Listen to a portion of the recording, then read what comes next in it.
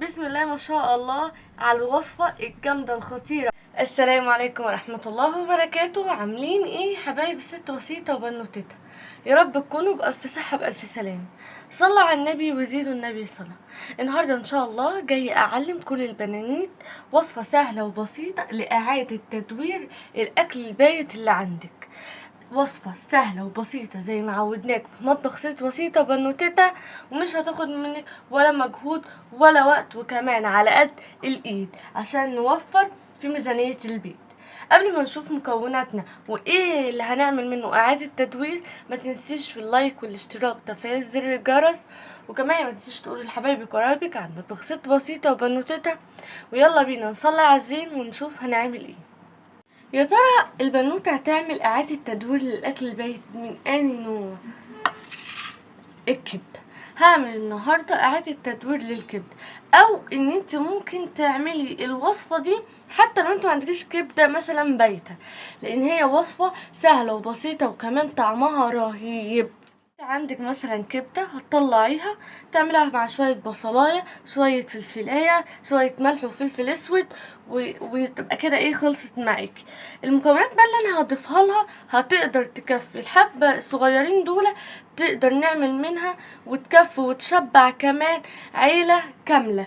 ليه؟ لان المكونات اللي انا هستخدمها هي اللي هتدي طعم ولذاذه خطيره للكبده. هستخدم ايه؟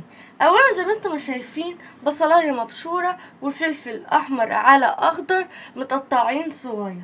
انا بقى اللي هستخدمه، وده البيج بوس بتاع الفيديو النهارده، ولا هو رز ولا هو مكرونه، ده انا هستخدم البرغل. ايوه البرغل. البرغل انت بتجيبيه تنقعيه نص ساعه وتصفيه كويس قوي من الميه بتاعته. زي ما انتم شايفين مكوناتي سهلة وبسيطة، يعني متوفرة في كل البيوت. يلا بينا خدكوا على البوتاجاز وخطوة خطوة نعمل الأكلة الجميلة دي. جبت كده حلة زي ما انتم شايفين، حطيت فيها شوية سمنة وشوية زيت، وابدأ انزل بيه الفلفل والبصل، وافضل اقلب مع بعض عشان ياخدوا من تطعيمة بعض. فالنوتة انت حاطة بصل وفلفل في قلب الكبدة، هتحطي بصل وفلفل في قلب الوصفة تاني هقول لكم البصل والفلفل ده فين في قلب الكبدة. لكن البصل والفلفل اللي انا مستخدماهم دلوقتي علشان طعم البرغل بتاعنا يبقى كله كده فيه بصل وفلفل. وكمان لو عايزه تحطي فص من الثوم مفيش مانع. مجرد ما دبل معانا البصل والفلفل هبدأ انزل بالبرغل واديله تقليبه مع البصل والفلفل. بهاراتنا خفيفة، هي عبارة عن الملح المتبهر اللي ست بسيطة عملته. خشوا شوفوا الفيديو بتاعه هتحتاجوه في كل وصفاتكم. واستخدم مرقة من مكعب الشوربة، وانزل بنص الكبدة نصها بس، واقلب الكبدة مع البرغل والبصل والفلفل، وابدأ اسقي بالمية. وتاخدوا بالكم ان ده هياخد كمية مية اقل من الرز، لان انا نقعة البرغل نص ساعة ومصفيه كويس، فمش هياخد معايا مية كتير.